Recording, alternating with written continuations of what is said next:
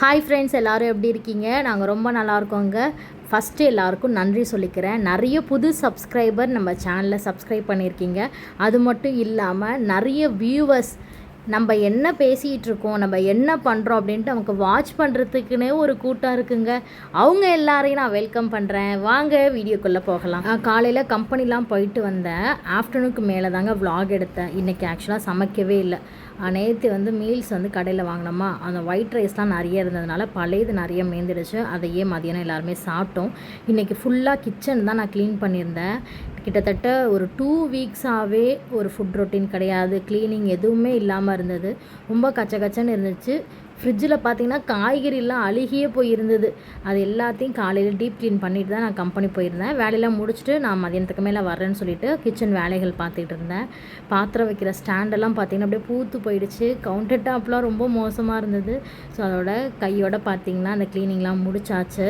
நம்ம வேலை செய்கிற இடம் சுத்தமாக இருந்தாலே நமக்கு வேலை செய்ய அவ்வளோ ஆசையாக இருக்கும். அந்த மாதிரி இடத்துல ஒன்று தாங்க கிச்சனுமே. கிச்சன் எப்பொழுதுமே நல்லா பளிச்சணும், க்ளீனாக அந்தந்த பொருள் அந்தந்த இடத்துல இருந்தாலே நமக்கு மைண்டு ரிலாக்ஸ் ஆகும், நல்லா வேலை செய்ய ஆசையாகவும் இருக்கும். என்ன மாதிரி யார் ஃபீல் பண்ணுறீங்க அப்படின்னு சொல்லுங்கள். என்னுடைய யூடியூப் டிபி பார்த்துட்டு நிறைய பேர் பாசிட்டிவ் வைப்பாக இருக்குது அப்படின்னு சொல்லியிருக்கீங்க.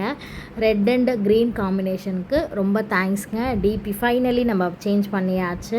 நான் யாரை பற்றியும் பேச போகிறது கிடையாதுங்க. என் வாயிலேருந்து அவங்க பேரை ஸ்பெசிஃபிக்காக இருந்தால் தானே அவங்களுக்கு பிரச்சனை. நான் அவங்க பேரே இழுக்காத போது நான் என்ன பண்ணால் அவங்களுக்கு என்ன பிரச்சனை அப்படிங்கிறது எனக்கு தெரியல. ஃபஸ்ட்டு உங்கள் எல்லாருக்கும் நான் தேங்க்ஸ் சொல்லிக்கிறேங்க. என்னை சுற்றி நிறைய ப்ராப்ளம் நடந்துக்கிட்டு தான் இருக்கும். அது என்ன பண்ணுறது, அது விதி, அதை மாற்றவே முடியாது.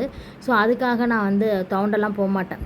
எவ்வளோ வேணாலும் அடிங்க, நான் தாங்கிக்கிறேன். அந்த மன வலிமை எனக்கு நிறையவே இருக்குது. ஃபஸ்ட்டு நான் தேங்க்ஸ் சொல்லிக்கிறேங்க. என் வீடியோ பார்த்துட்டு நிறைய பேர் ஷேர் பண்ணியிருந்தீங்க. ஒவ்வொருத்தவங்களும் கால் பண்ணி இந்த இடம் அந்த இடம்னு சொன்னதுனால நாங்கள் நிறைய இடத்துலையும் போய் தேடினோம், நிறைய பேரையும் விசாரித்தோம். நான் வீடியோ கம்பல்சரி போட்டாகணும் அப்படிங்கிற ஒரு கட்டத்துக்கு தள்ளினதுனால தான் இது மாதிரி அந்த பர்சன் காணும்னு சொல்லி நான் வீடியோ போட்டேன். சரிங்களா? அதுக்கான ரிப்ளை வீடியோ நான் கொடுத்தாகணும் இல்லையா? காணும்னு சொன்னீங்க, கிடைச்சாங்களா இல்லையாங்கிற டவுட் உங்களுக்கு இருக்கும்ல. கிடைச்சிட்டாங்கன்னு நான் சொல்லி தானேங்க ஆகணும். ஆனால் எங்கே இருந்தாங்க, இப்போ எங்கே இருக்காங்க, அதெல்லாம் வேண்டாம். எதுக்காக அப்படி சொல்கிறேன்னா, எனக்கு வீடியோ அப்போ போடவும் விருப்பம் இல்லைங்க. ஒரு கட்டத்தில் எல்லாரும் என்னை நெருக்கடி கொடுத்ததுனால தான் நான் அந்த வீடியோவே போட்டேன். தேடினீங்களா நீங்கள் எல்லாரும்? உங்கள் எல்லாருக்கும் நான் பதில் சொல்லி ஆகணும்ல. கிடச்சிட்டாங்க, போதும். என்னடா இப்படி பேசுகிறாங்களேன்னு நினைக்காதீங்க. ஏன்னா அந்தளவுக்கு நான் வலிகளை சுமந்துட்டேங்க. 2 டேஸ் ஃபுல்லாக க்ளீனிங்காக இருந்துச்சு. காலையிலே 8 மணிக்கெலாம் சமையல் வெல்லாம் முடிச்சுட்டு நான் கம்பெனி போயிட்டேன். இப்போ டைம் 1 மணி இருக்கும். வந்ததுக்கப்புறமா நிதினுக்கு காலை சாம்பார் செய்யும் போதே பார்த்திங்கன்னா பருப்பு உருளைக்கிழங்கு எடுத்து வச்சேன். கொஞ்சமாக ரைஸ் போட்டு அதை சூடு பண்ணி கொஞ்சமாக நெய் ஊற்றி அவருக்கு இன்றைக்கி மதியானம் சாப்பாடு நான் கொடுக்க போகிறேன். ஒரு டாக்டர், நம்மளுடைய லாங் டேர்ம் கஸ்டமர், ரொம்ப வருஷமாக நம்மள்கிட்ட ப்ராடக்ட் வாங்கிட்டு இருக்காங்க ஃப்ரம் கொரோனா டைம்லேருந்து. அவங்கெல்லாம் அவங்களோட நேரத்தை ஒதுக்கி எனக்காக வாய்ஸ் மெசேஜ், ஒரு ஹெச்எம் டீச்சர் அந்த மேம்லாம் எனக்காக வாய்ஸ் மெசேஜ், அதெல்லாம் பார்க்கும்போது அப்பா எவ்வளோ பவுன்ஸ் பேக்காக நம்ம வரணும் அப்படின்னு நினச்சேன். அவங்க ஏஜில் பார்க்காத கஷ்டங்களா, அவங்களோட ஏஜில் தெரியாத விமர்சனங்களா, இதெல்லாம் நமக்கு ஒன்றுமே இல்லைன்னு நினச்சேன். நம்ம ஒரு இலக்கை நோக்கி போயிட்டுருக்கோம். நடுவில் நிறைய பேர் கத்திகிட்ருப்பாங்க, நம்ம எப்படா விழுவோன்னு பார்த்துட்ருப்பாங்க. அவங்களுக்கெல்லாம் நின்று நம்ம பதில் சொல்லிகிட்டே இருந்தால் நம்ம இலக்கு இன்னும் தூரமாக தான் தள்ளி போயிட்டே இருக்கும். ஸோ அதெல்லாம் ஸ்டாப் பண்ணிடலாம். இந்த குட்டி பசங்களுக்கு சாப்பாடு ஊட்டுறதுக்குள்ளே ஒரு நாள் நல்லா சாப்பிடுது, ஒரு நாள் அடம் பண்ணுது. அழகாக சாப்பிட்டுக்கிட்டு இருந்தான், திடீர்னு பார்த்திங்கன்னா ஊன்னு வாயை மூடிட்டு அழுதாரு.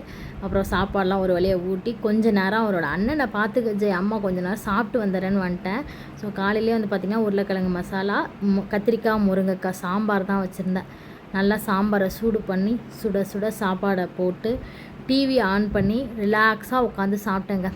நம்ப மாட்டீங்க, இந்த மாதிரி ரிலாக்ஸாக சாப்பிட்டு 2 வாரம் ஆயிடுச்சு நாங்கள் எல்லாருமே. இதுக்கப்புறம் நான் சாப்பிட்டுட்டு கம்பெனிக்கு போனோம். என் பசங்க எந்தளவுக்கு பிளஸ்டான ஒரு கிஃப்ட் அப்படின்னா, பெரிய பையனும் பார்த்திங்கன்னா எல்லா இடத்துக்குமே ஈஸியாக அடாப்ட் ஆகிடுவான். அதே மாதிரி ஒரு பொருள் வேணும்னு சொல்லி இன்ன வரைக்குமே அவன் பிறந்ததுலேருந்து ஒரு கடையில் நின்று கூட அவன் அடம் பிடிச்சது கிடையாது. இது வேணாம் அப்படின்னு சொன்னால் கோவப்படுவானா எப்படின்னா கண்லேருந்து தண்ணி வரும். பட் அந்த இடத்துல இன்னும் அவன் அடம் பண்ண மாட்டான், வந்துடுவான்.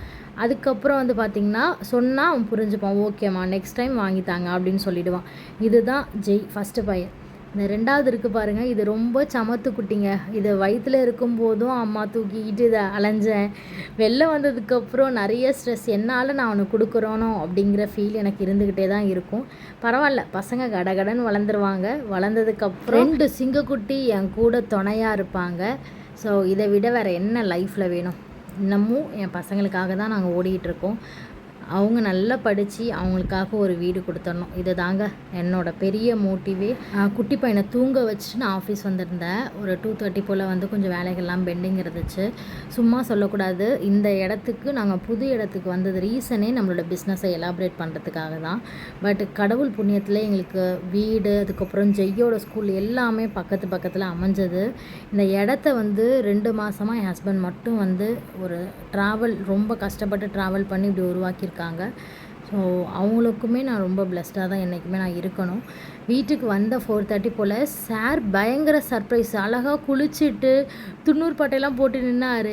என்னடா நம்பவே முடியல, குளின்னு கத்தணும். ஆனால் இன்றைக்கி அவனே பண்ணியிருந்தான். சில டைம் வந்து பார்த்திங்கன்னா எனக்கு ஹெல்ப்பிங்லாம் நல்லாவே அவன் பண்ணுவான். நான் கூட்டிகிட்டு இருக்கேன், இல்லைம்மா நான் கூட்டுறேன்னு கொஞ்சம் நேரம் கூட்டினான். சரி நீ அந்த பக்கம் கூட்டு, நான் இந்த பக்கம் கூட்டுறேன்ட்டு வந்தேன். பழைய வீடை விட இந்த வீடு வந்து நல்ல பெரிய வீடு, நல்லா வந்து காத்தோட்டமாக இருக்கும். சும்மா சொல்லக்கூடாது, பழைய வீடு வந்து பார்த்திங்கன்னா எங்களுக்கு ஒரு ராசியான வீடு. ஒன்றுமே இல்லாமல் அந்த வீட்டுக்குள்ளே போனோம். வரும்போது பார்த்திங்கன்னா நிறைய சந்தோஷங்களோடு தாங்க வந்தோம். இந்த குட்டி சார் கூட சேர்ந்து போகும்போது வந்து 5 பேராக போனோம் உள்ளே. பட் அந்த வீட்டிலேருந்து வரும்போது 6 பேராக நாங்கள் வந்தோம். ஸோ நிறைய செல்வங்கள் அந்த எங்களுக்கு வீடு கொடுத்துச்சு. இன்னமும் அது என்னோடய லக்கியான பழைய வீடு தான் அது. இந்த வீடு பார்க்கும்போது பார்த்திங்கன்னா ஒரு ஈவினிங் 6 o'clock கிட்ட வந்தேன். என் ஹஸ்பண்ட் தான் வந்து பார்த்தாங்க. அவங்க ஒரு வீடு இருக்குது வா பார்க்கலாம், பட் ஆனால் ஃபைனல் மைண்டில் இருக்காது அப்படின்னாங்க. உள்ளர வரும்போதே அந்த நித்தியமல்லியோட வாசனை அப்படி நம்மளை நல்லா இருந்துச்சு, பாசிட்டிவ் வைப்பாக இருந்துச்சு. நிறைய செடிகள் வச்சுருந்தாங்க. அவங்களும் ஒரு ஒர்க்கிங் உமன் தான், அவ்வளோ அழகாக வீடை வந்து மெயின்டைன் பண்ணி வச்சுருந்தாங்க. நான் அப்கமிங் வீடியோவில் நிறைய ஷேர் பண்ணுறேன். பை பை, டாடா. தேங்க்யூ ஃபார் வாட்சிங்.